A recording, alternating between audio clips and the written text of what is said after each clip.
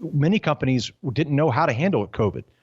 There's quite a few markets like that. There are many markets that are high quality. The supply demand fundamentals are intact, but the prices are down. Can you expand on what really makes a quality stock? I mean, you mentioned geographic diversification so that, if the US goes under or goes bankrupt, then this won't impact the company too badly.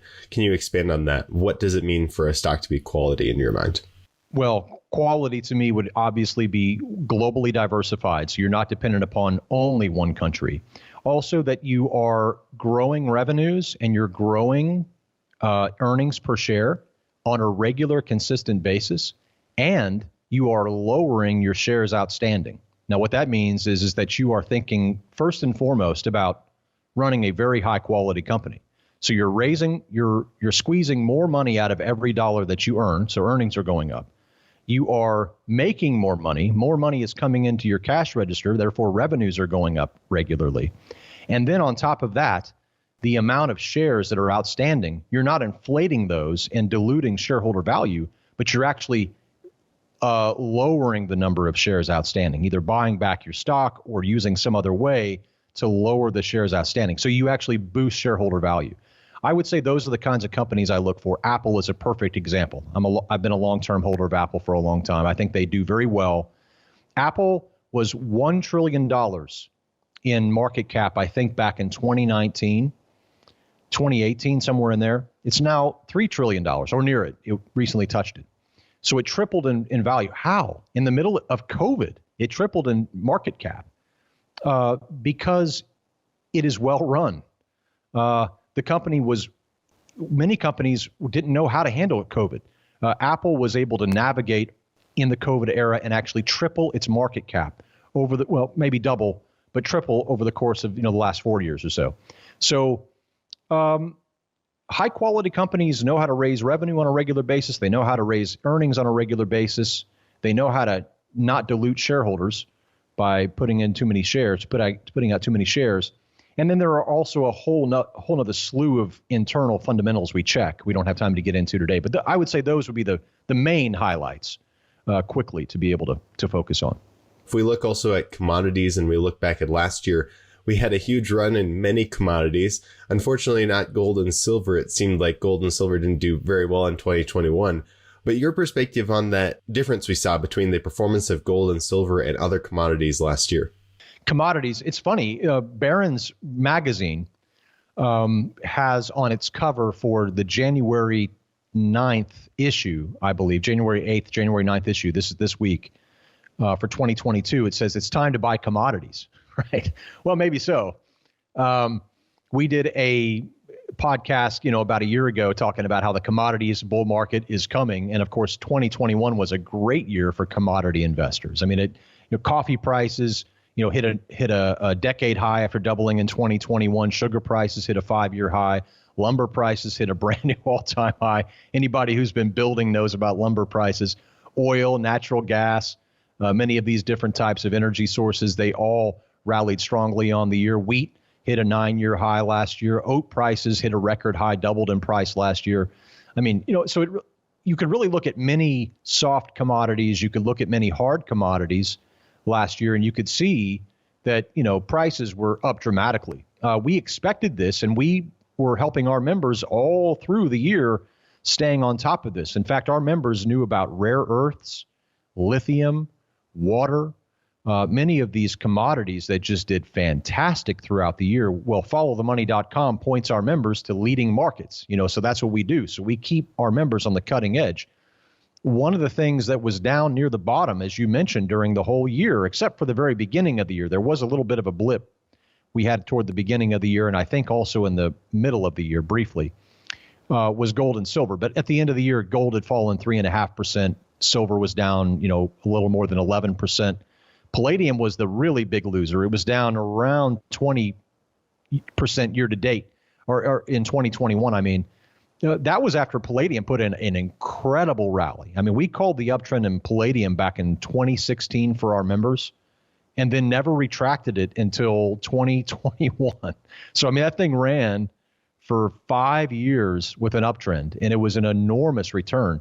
Well, had a 20% down year last year. And so, that's pretty bad. But at the same time, after you consider the huge run that it had, it was incredible.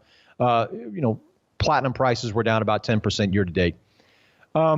So it is interesting because you did have this huge push, as you well know, Elijah, in the retail space, trying to push and boost silver in the retail space, right? So there was this big excitement in 2021 among silver investors that retail investors were finally going to break the back of the banks. They were going to finally be able to push prices beyond the price manipulation. Well, that didn't happen.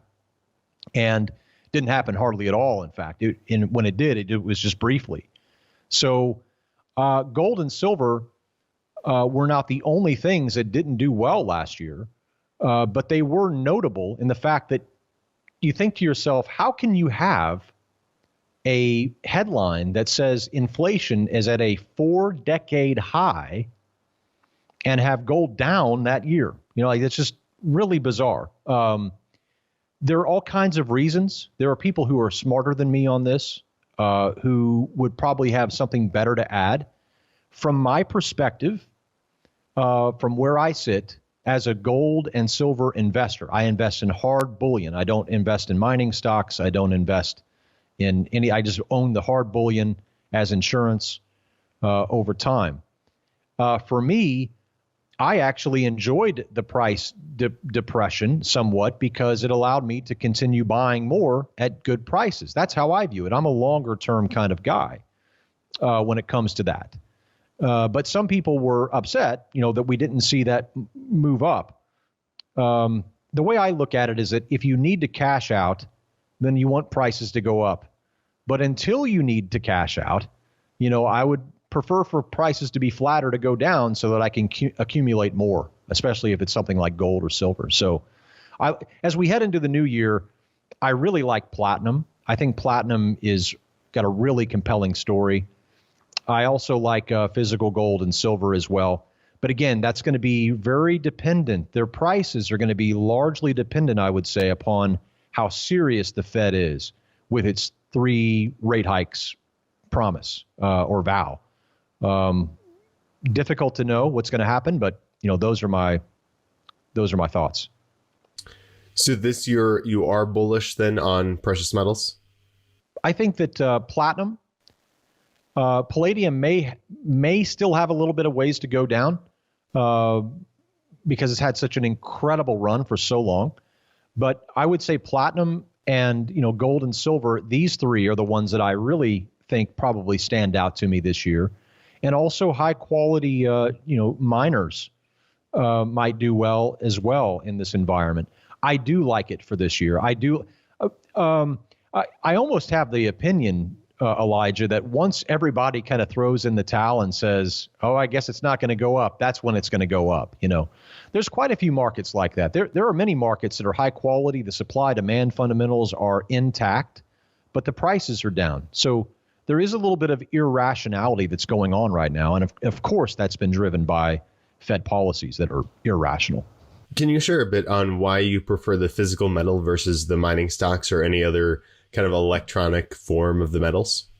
Well, it's not that I don't like mining stocks. I think mining stocks are fine. I think they're a lot better than they used to be. Mining stocks for a long time were notoriously fundamentally terrible. I mean, they were run by, people who didn't care about, shareholders, and they spent too much, and it was just, garbage, balance sheets. Over time, we've seen that change. We've seen a lot of good things kind of move into the mining space. Mining is a very specific and particular kind of market that's a niche. Now, I have invested and traded in the mining niche before, but the problem with it is that you have to stay on top of it at all times. So you can't just pop in and out of markets and assume you know what's going on. Like, you have to kind of focus on a niche. This is what we teach our members. And many of our members have a niche of precious metals. So they focus on that. They study that. They understand it. They know the good miners. They know the bad miners. They know the profitable miners. They know the unprofitable miners. They do their research. And then once they've done that, then they go in. For me, gold and silver physical that I can hold in my hand, that makes sense to me. I understand it. Miners do too, But if you're not specializing in it, if it's not your niche and you're not studying it regularly, then, you could lose a pretty big chunk of change. So it's a specialized market that I think people who, they want to go into mining, fine, spend time researching it and do your due diligence. But if you just want exposure to gold and silver, then, the physical does it for me. That's how I do it.